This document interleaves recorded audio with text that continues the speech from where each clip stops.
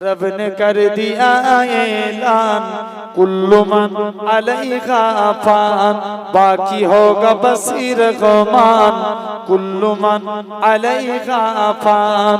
छोटी छोटी दुनिया में छोटी रिश्तेदारी है, टूटे फूटे वादे गए, कच्ची कच्ची यारी है, धोखा हर कदम हर आन कुल्लु मन अलैहा फान।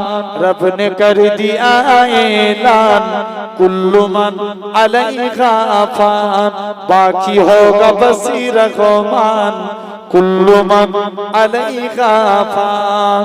वो जिसको एक ही दिन छोड़ कर यूं जाएगी, तुम जा रहा लेकिन मौत लेने आएगी। क्या फकीर क्या सुल्तान कुल्लु मन अलैहा फान। रब ने कर दिया ऐलान कुल्लु मन अलैहा फान, बाकी होगा बसीर गुमान कुल्लु मन अलैहा फान। एक ही दिन ये सूरज की रोशनी नहीं होगी, तारे टूट जाएंगे चांदनी नहीं होगी। पढ़ के देख ले कुरान कुल्लु मन अलैहा फान। रब ने कर दिया ऐलान कुल्लु मन अलैहा फान, बाकी होगा बसीर गुमान कुल्लु मन अलैहा फान। झोपड़ी हो या बंगला शब्द से ये जाफार, ऊंचे ऊंचे पर्वत भी होंगे रूई की हमसार। जानदारिया बेजान कुल्लु मन अलैहा फान। रब ने कर दिया ऐलान कुल्लु मन अलैहा फान। अल्लाहुम्मा लिखो जिंदगी तमाम सागे दो जहां के नाम में सलाम है सलाम। जरे होवे ना একটু চিল্লে বলো।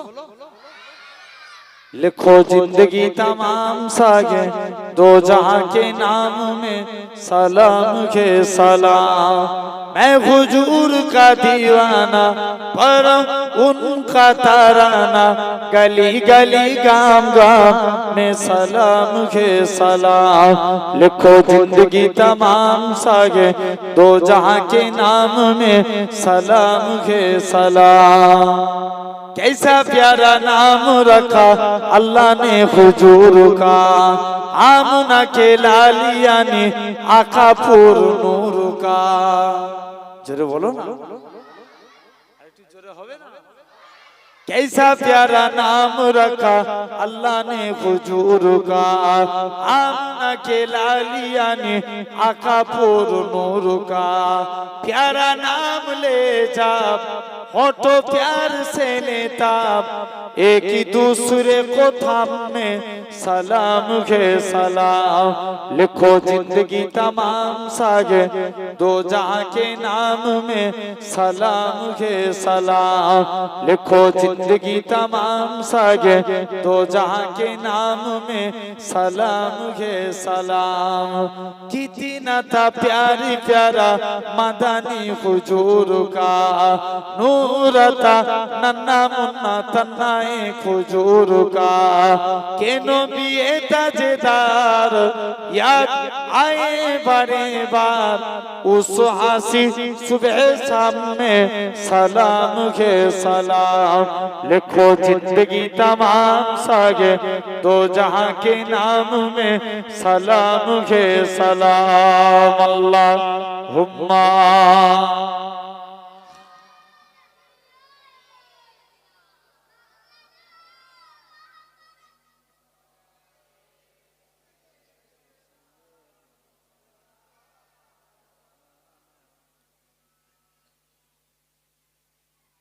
আমার এই মনেরও সেই কামনা সোনার মদিনা। যেটা হবে না সবাই মিলে আরেকটু চিল্লে বলো। আমার এই মনের সেই কামনা সোনার মদিনা, মনের মাঝে আছো তুমি কেন বুঝো না, এই মনের সেই কামনা সোনার মদিনা। সবুজ গম্বুজের নিচে একটু দাঁড়াবো, প্রাণের প্রিয় সাহা প্রাণের প্রিয় নবীজিকে সালাম জানাবো।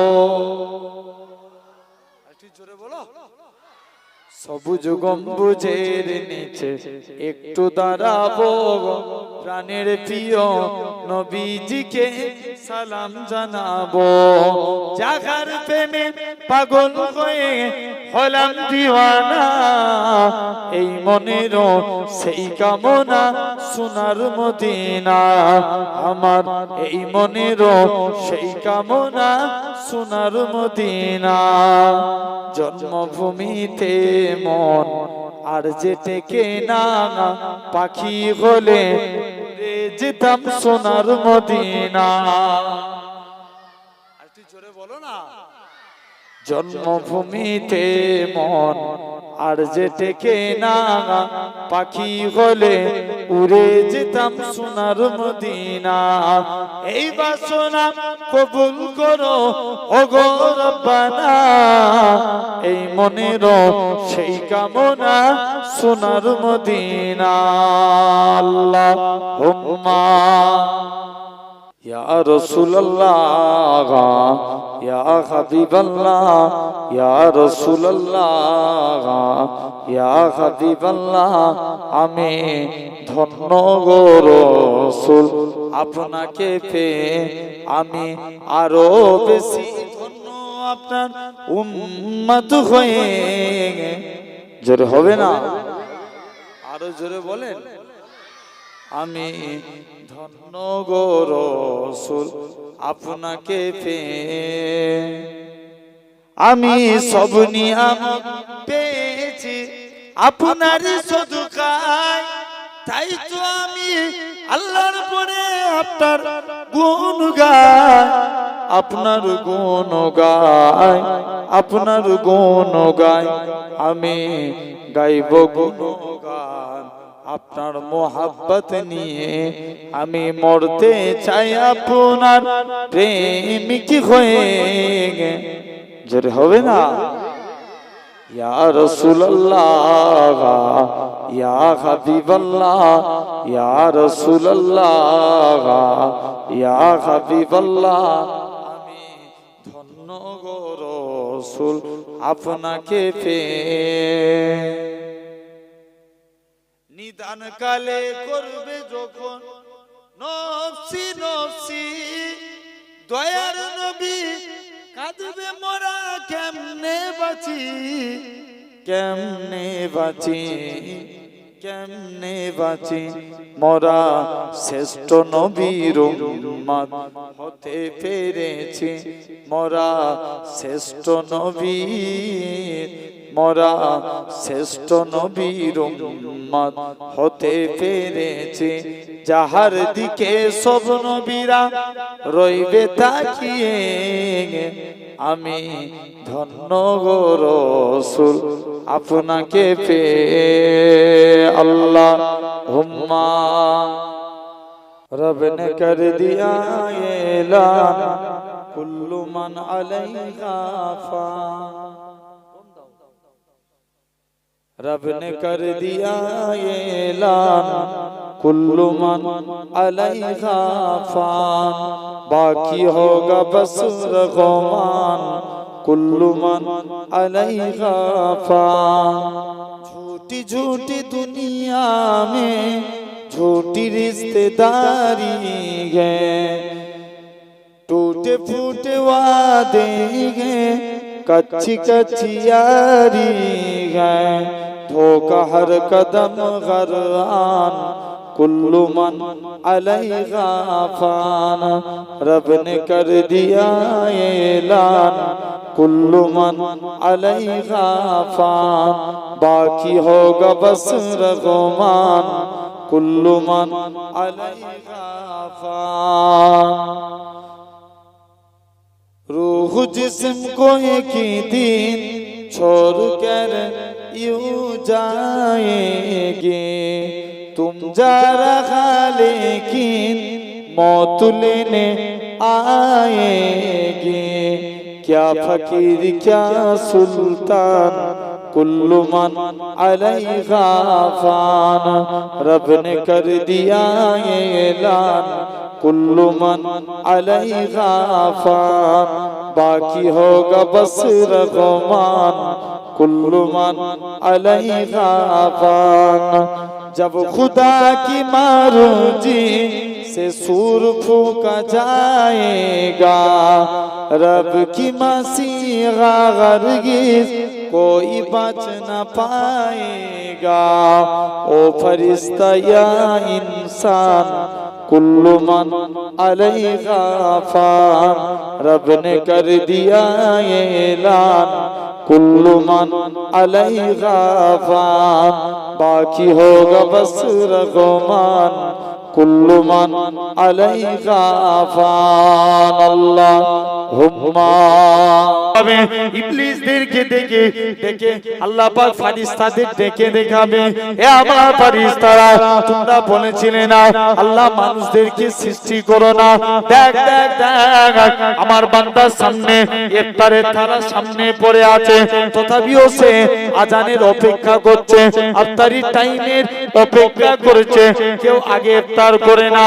এই নওজোয়ান যুবকেরা আমার আল্লাহ জানিয়ে দেয় আমি আল্লাহ এরকম ভাবে আমার রাসূলুল্লাহ বলেছে বান্দাদের কিছু টাইমে দোয়া আল্লাহ পাকের দরবারে অনিবার্য কবুল হয়ে যায়।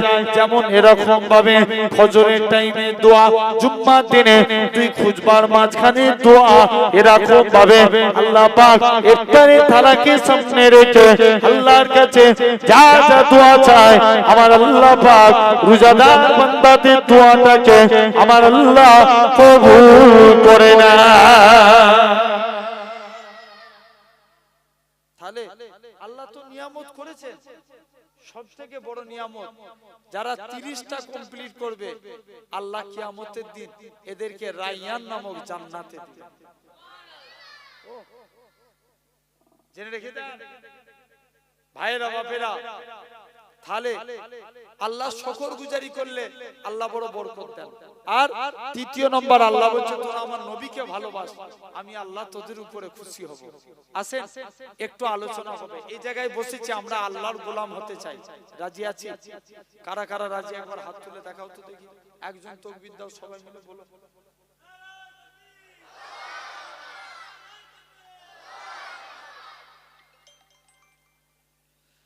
আলহামদুলিল্লাহ।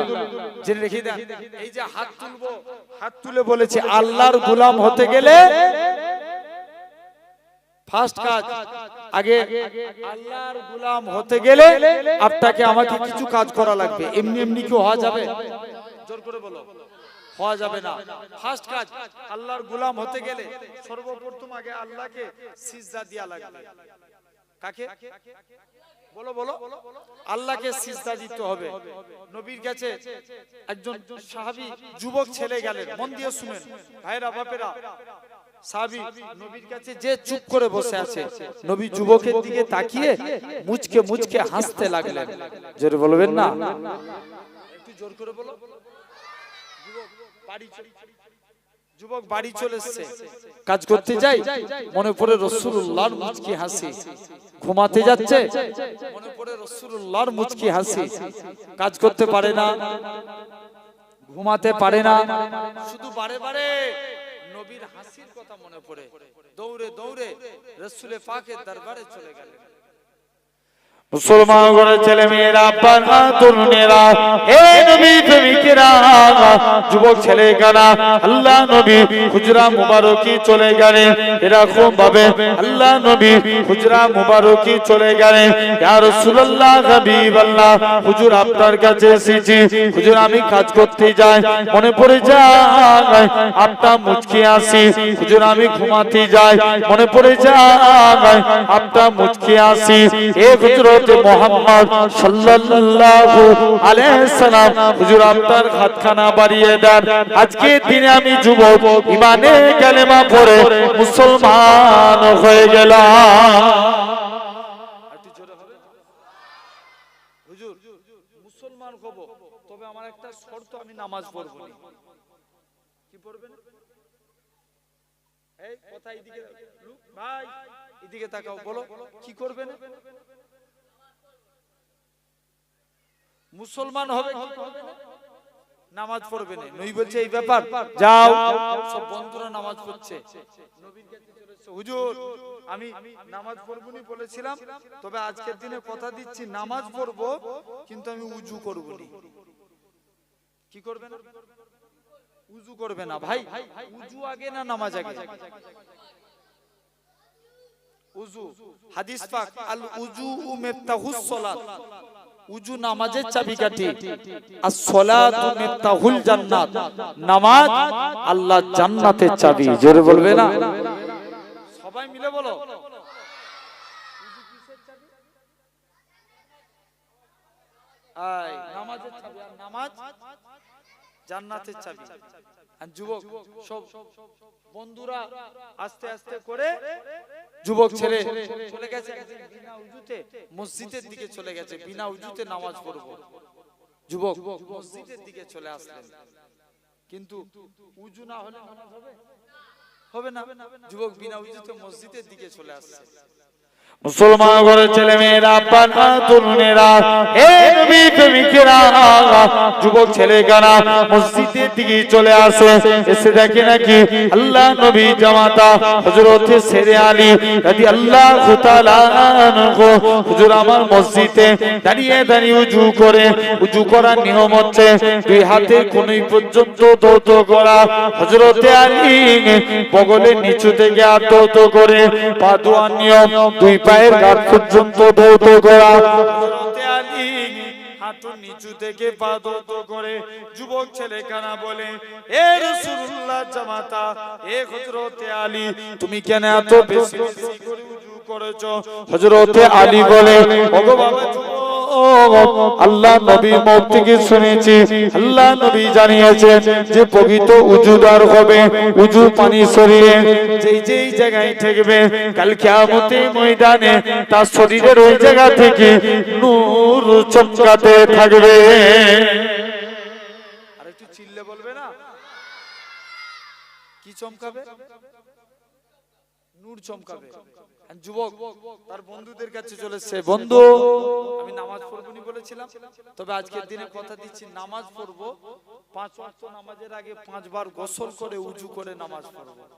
যের বলা গেল না, তাহলে আল্লাহর গোলাম হতে গেলে 1 নাম্বার আগে আল্লাহকে সিজদা দিতে হবে, বলো ইনশাআল্লাহ।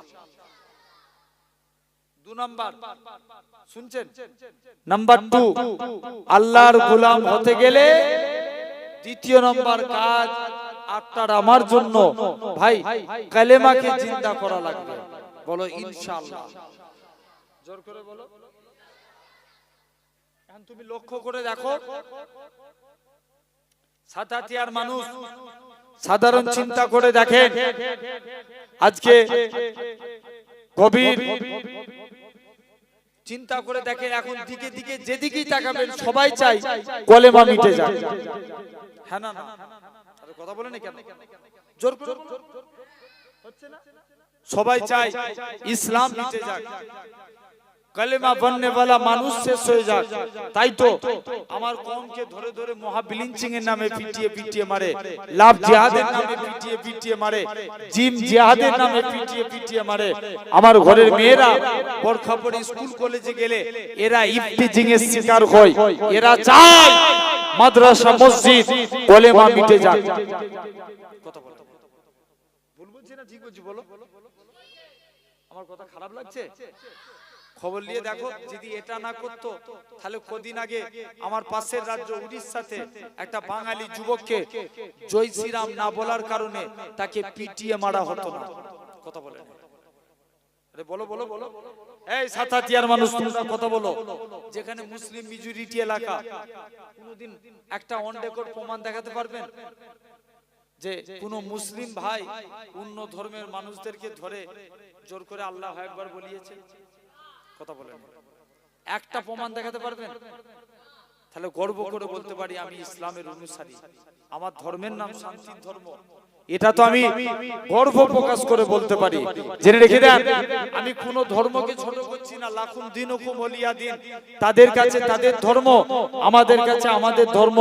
কিন্তু লক্ষ্য করে দেখো যুবক, আজকে সাধারণ চিন্তা করে বলো, এই তো তাহলে কদিন আগে 5 লক্ষ কণ্ঠে গীতা পাঠ অনুষ্ঠান হলো ব্রিগেডের মাঠে।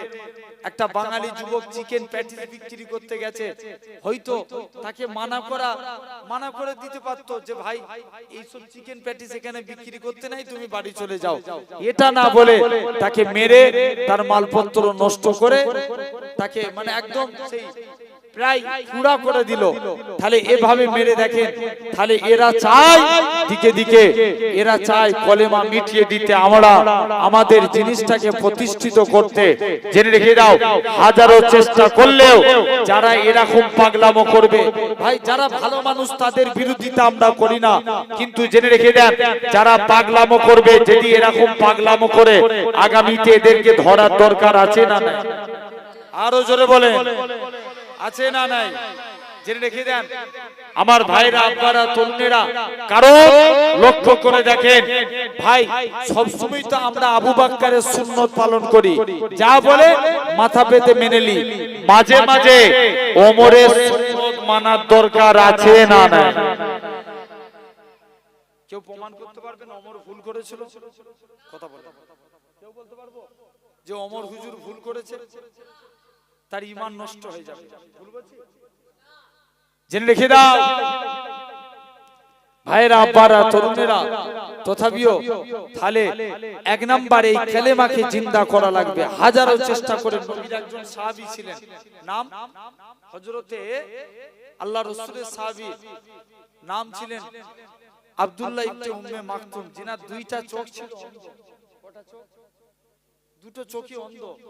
নবীর কাছে গেছে, হুজুর অনুমতি দেন, আমি একটু জিহাদের ময়দানে যাই। আল্লাহর নবী বলছে, বাবা তুমি কানা মানুষ, তোমাকে যুদ্ধ করা লাগবে না, হুজুর অনুমতি দেন না, আমি একটু জিহাদের ময়দানে যাই। আল্লাহর নবী বলছে, না বাবা তুমি কানা মানুষ, তোমাকে যুদ্ধ করা লাগবে না। মুসলমান ঘরের ছেলে মেয়েরা, আব্বা তরুণেরা,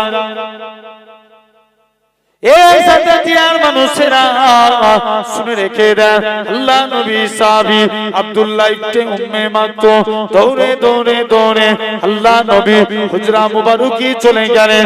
ইয়া রাসূলুল্লাহ, হাবিবাল্লাহ, হুজুর বেয়াদবি maaf করেন, হুজুর আপনার কাছে এসেছি। ইয়া রাসূলুল্লাহ, হাবিবাল্লাহ, হুজুর আজকের দিনে হুজুর আপনার কাছে এসেছি, অনুমতি দেন আমি যেন যুদ্ধের ময়দানে যেতে পারি।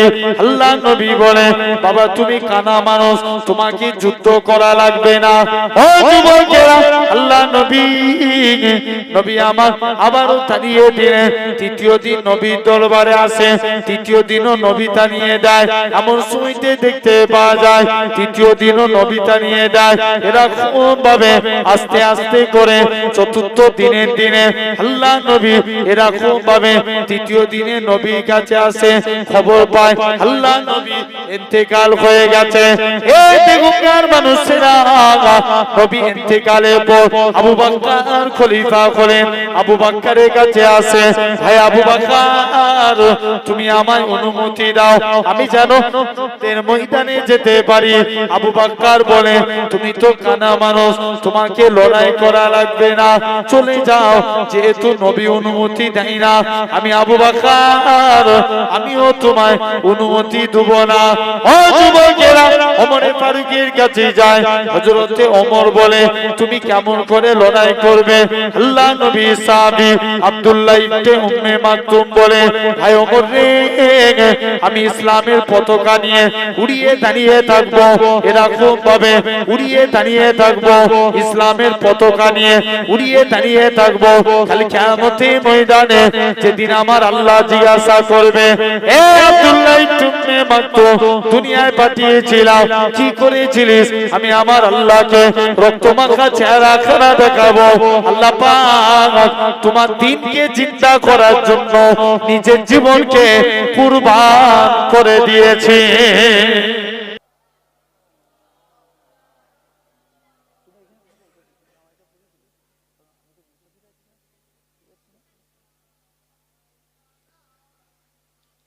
लिखो जिंदगी तमाम सागे दो जहां के नाम में सलाम है सलाम। जरे होवे ना একটু চিল্লে বলো। लिखो जिंदगी तमाम सागे दो जहां के नाम में सलाम है सलाम। मैं हुजूर का दीवाना पर उनका ताराना गली गली गाम गाम में सलाम है सलाम। लिखो जिंदगी तमाम सागे दो जहां के नाम में सलाम है सलाम। कैसा प्यारा नाम रखा अल्लाह ने हुजूर का, आमना के लालिया ने आका पुर नूर का। जोरे बोलो ना, जोरे होवे ना। कैसा प्यारा नाम रखा अल्लाह ने हुजूर का, आमना के लालिया ने आका पुर नूर का। प्यारा नाम ले जा होठो प्यार से लेताब, एक ही दूसरे को थामे सलाम है सलाम। लिखो जिंदगी तमाम सागे दो जहां के नाम में सलाम है सलाम। लिखो जिंदगी तमाम सागे दो जहां के नाम में सलाम है सलाम।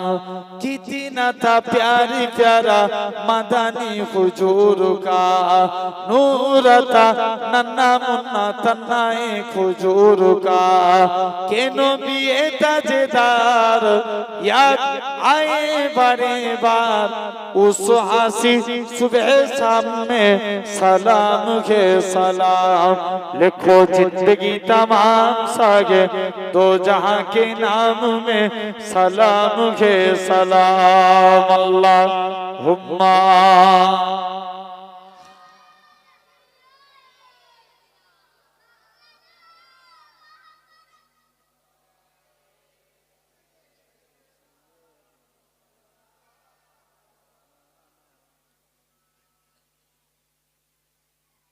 আমার এই মনেরও সেই কামনা সোনার মদিনা। যেটা হবে না সবাই মিলে আরেকটু চিল্লে বলো।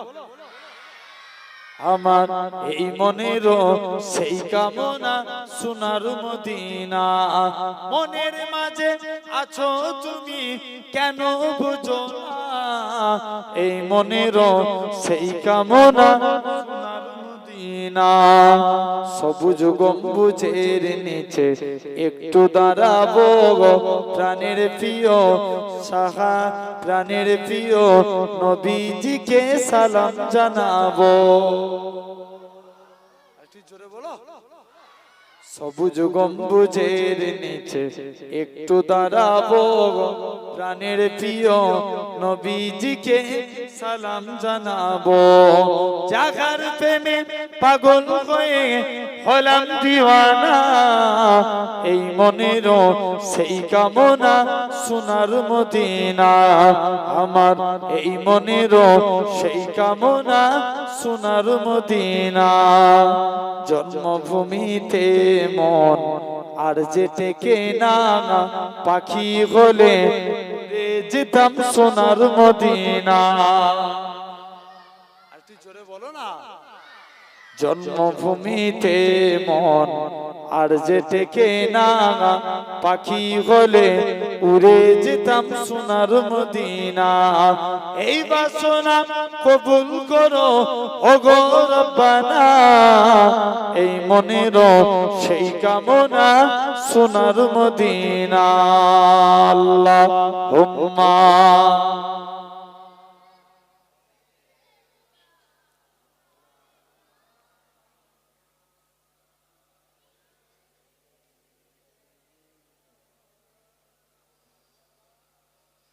আলহামদুলিল্লাহ।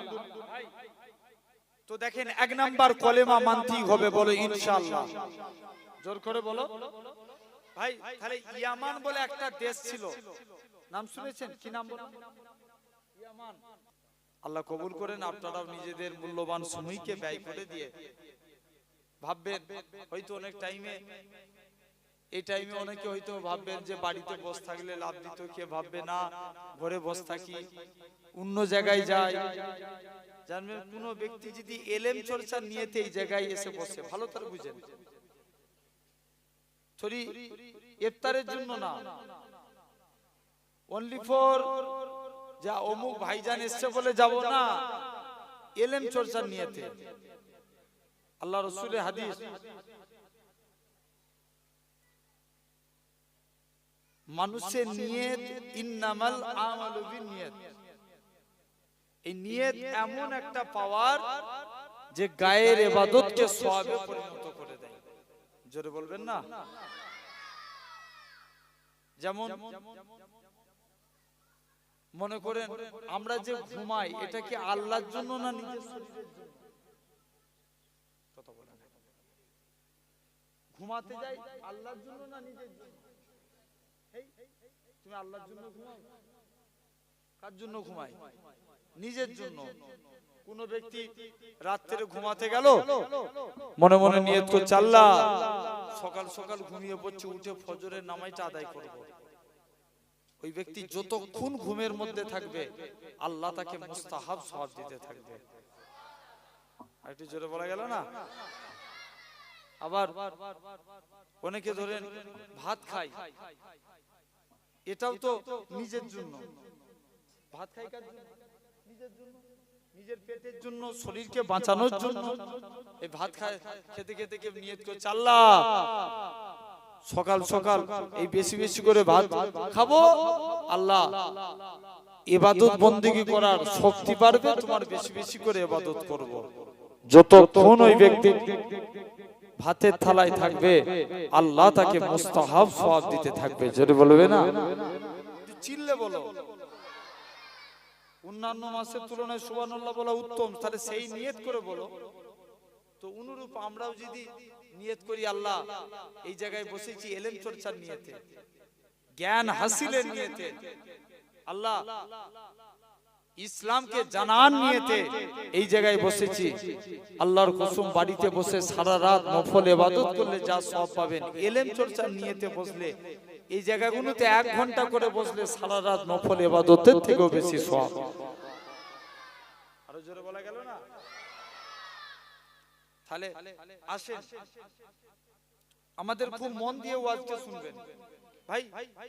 আল্লাহ বড় খুশি হন 3টে কাজ করলে। নাম্বার 1, আল্লাহ বলছেন বান্দা, ওমা খালাকতুল জিন্না ওয়াল ইনসা ইল্লা লিআবুদুন। আমি আল্লাহ মানুষ এবং জিন জাতিকে দুনিয়ার বুকে পাঠিয়েছি সির্ফ আমার ইবাদতের জন্য। আল্লাহ আমাদেরকে পাঠিয়েছে কিসের জন্য? জোর করে বলো। এই রোজাটা কার ইবাদত? আল্লাহর ইবাদত। আমরা ধরেন অনেকে জোহরের নামাজ পড়ে এসে এই জায়গায় বসেছেন, ঠিক তো? কথা বলতে মানা করো না, এই দিকটাই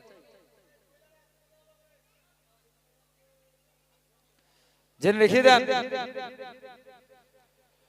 তথাপি আমার ভাইরা আব্বারা, আজকে এখানেও আমরা এই ইফতারি করব, বাড়ি যাব, এটাও কিন্তু একটা ইবাদত।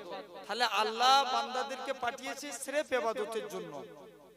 তবে রাসূল বলছেন আফজালুল ইবাদাতি ইবাদাতুস সালাত, সবথেকে উত্তম ইবাদত হচ্ছে নামাজ। যেটা বলবে না?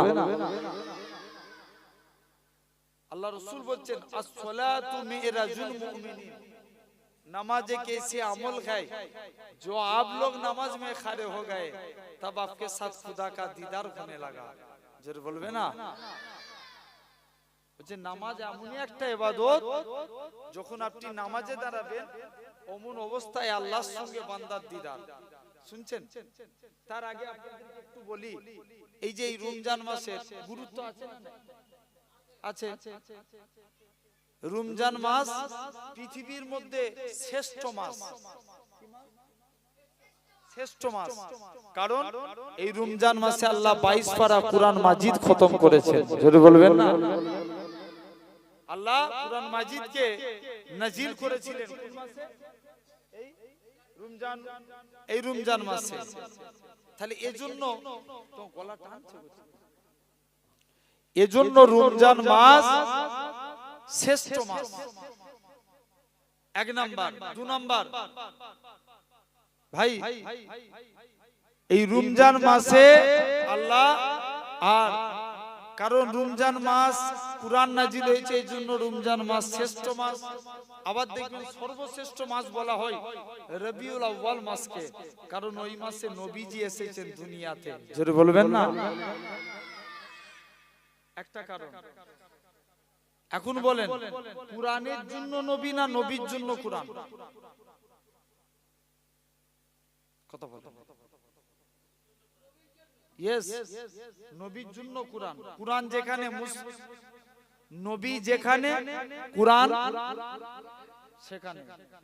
খবর নিয়ে দেখো, নবী গেলেন তায়েফে, কুরআন নাজিল হলো সেখানে। নবী গেলেন বদরে, কুরআন নাজিল হলো সেখানে। নবী গেলেন গারে হিরায়, কুরআন নাজিল হলো সেখানে। নবী গেলেন মুস্তাফা জিতাই যায়, আল্লাহ কুরআন মাজিদ সিথাই নাজিল করে দেয়। জোরে বলবেন, আর একটু জোরে বলো। তাহলে নবী জিতাই যায়, আল্লাহ কুরআন সিথাই নাজিল করে। তাহলে কুরআনের জন্য নবী নয়, নবীর জন্য কুরআন। তাহলে সেই কুরআন নাজিল হয়েছে রমজান মাসে, তাই রমজান মাস শ্রেষ্ঠ মাস। আর যে নবীজি এসেছে রবিউল আউয়াল মাসে, তাই রবিউল আউয়াল হলো সর্বশ্রেষ্ঠ মাস। জোরে বলবে না?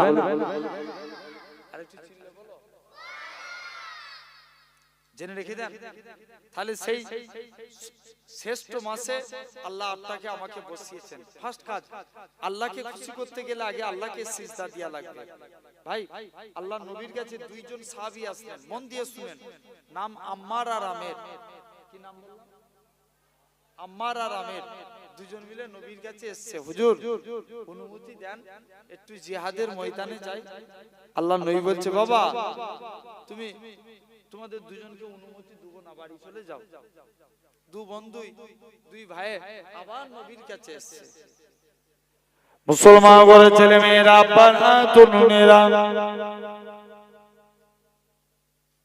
এ সাতাদিয়ার মানুষেরা শুনে রেখে দেন, আল্লাহ নবী সাহাবী হযরতে আম্মার আর আমি দুজন মিলে আস্তে আস্তে করে আবারো আল্লাহ নবী হুজরা মুবারকি চলে আসে। আসসালাতু ওয়াসসালামু আলাইকা ইয়া রাসূলুল্লাহ হাবিবাল্লাহ। ও যুবকেরা, আল্লাহ নবী সালামের উত্তর দিলেন।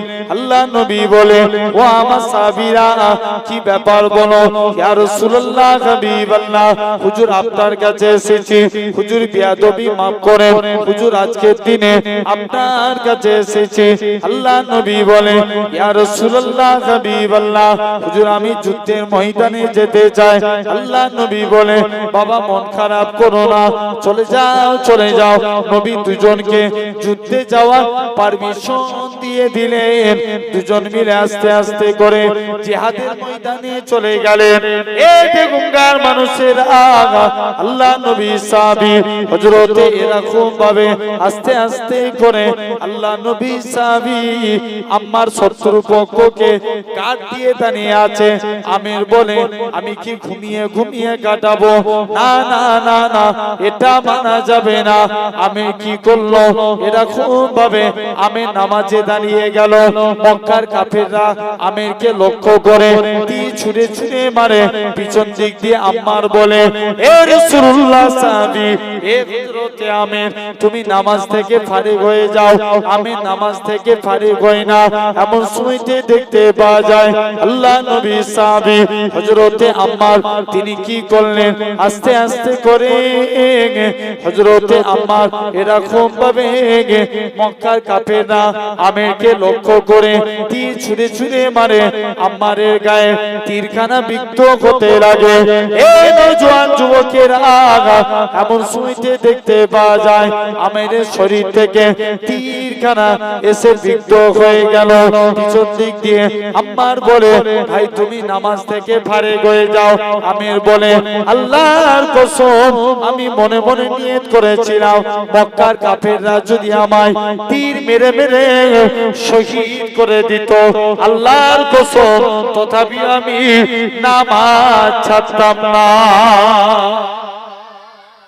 আরেকটু জোরে হবে না?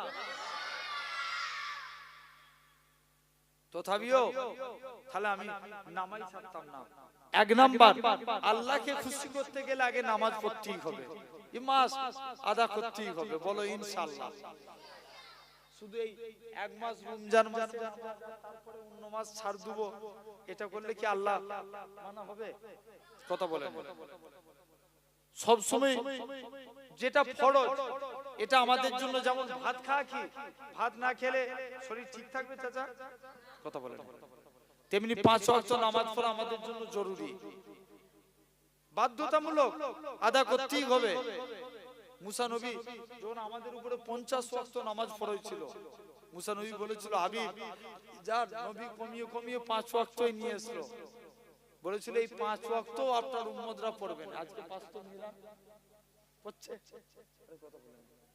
এই 5 ওয়াক্ত অনেকে পড়ে, তো গলা টানছে, একটু টোন দিয়ে রাখ, জেনে রেখে দাও ভাইরা, আব্বারা, তরুণেরা। তাহলে আজ তোমাকে লক্ষ্য করা লাগবে। এক নাম্বার নামাজ আল্লাহকে খুশি করতে গেলে। 2 নাম্বার আল্লাহ বলছে, এই শুনছো, আল্লাহ বলছে লা ইন শাকারতুম লা আযীদান্নাকুম, তোমরা আমি আল্লাহ আমার শুকরিয়া আদা করো, আমি আল্লাহ তোমাদের নিয়ামতে ভরিয়ে দেব। জোরে হবে না? আচ্ছা নিয়ামত দেন কে? আল্লাহ। এই যে রোজাদারদের জন্য আল্লাহ নিয়ামত দিবেন কে? আল্লাহ। জানবেন হয়তো একটু পরে 4টের পরে হয়তো আসরের এখানেই জামাত হবে, আজকে এখানেই জামাত, আলহামদুলিল্লাহ। জামাতের পর আবার সেই ইফতার পর্যন্ত অনুষ্ঠান চলবে। তো আস্তে আস্তে আপনারা বসছেন বলেন, কিন্তু এই মুহূর্তে আমি জাস্ট এক্সাম্পল একটা বুঝাচ্ছি। আপনার সামনে খাবারে থালা রেখে দিল, আপনি কি খেতে পারবেন? জোর করে বলুন। এটাই তো আল্লাহর পরীক্ষা। মুসলমান ঘরের ছেলে মেয়েরা, আপনারা তরুণেরা, এই সাদাদিয়ার মানুষের আগা